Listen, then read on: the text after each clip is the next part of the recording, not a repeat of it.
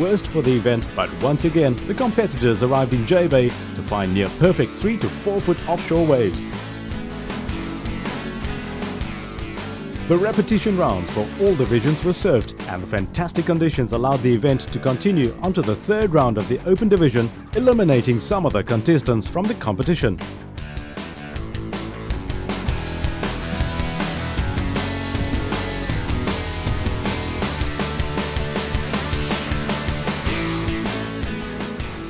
A surprise entry into the Open Division repo round was last year's world champion Matthew Moyer, who was placed 4th in his heat on day 1.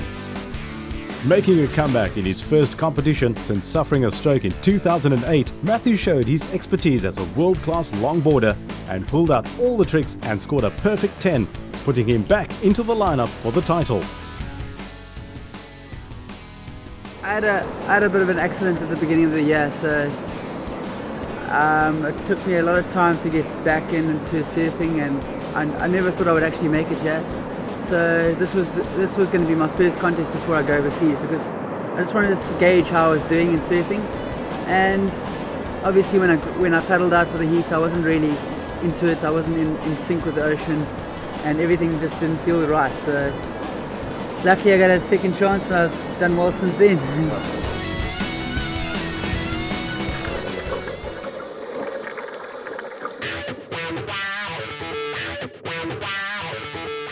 The fantastic weather on days 4 and 5 drew family, friends, spectators, as well as holidaymakers and even some of the local shortboarders who came to check out the longboarding action.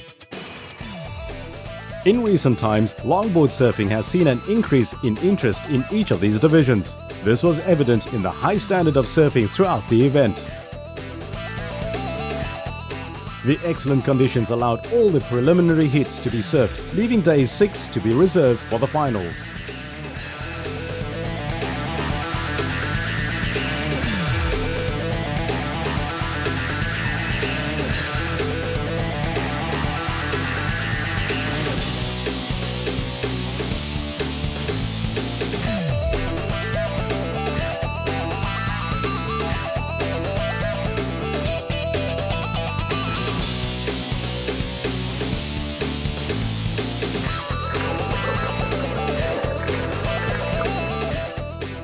Day 6 delivered some of the best waves for the week, starting off with the boys, the girls,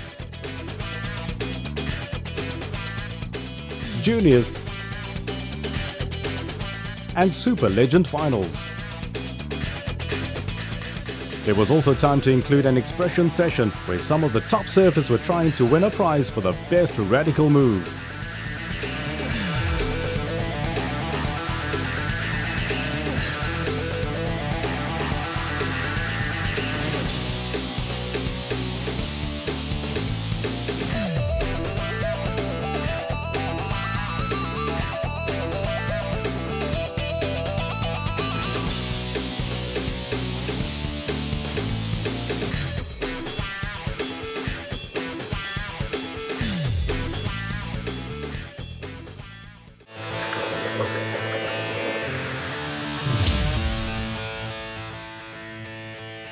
The origins of stand-up surfing is the longboard. Old and new board designs and surfing styles have been integrated to become the modern era of longboarding as we know it today. Some of the surfers from those early days are still riding waves today. I was born and bred up in Durban, and I just rambled down to the beach when I was a young kid and started from there. Back when Sean Thompson's days and when the first started evolution of surfing, the longboard became the shortboard. And the sport of surfing has just grown even into women's divisions, the young kids coming through, longboarding with young children is coming up the ranks. It's amazing. 77, when the Augusta 500, we had some guys doing their free smoking and that kind of thing, and that's changed. It's an athletic sport now. You have to be strong, fit to survive, especially in the younger ranks. We're just watching it all happen now. Surfing began with the longboard. However, there is great rivalry between the traditional longboard surfer and the shortboarders. We paid a visit to J-Bay surfboard shaper Des Sawyer.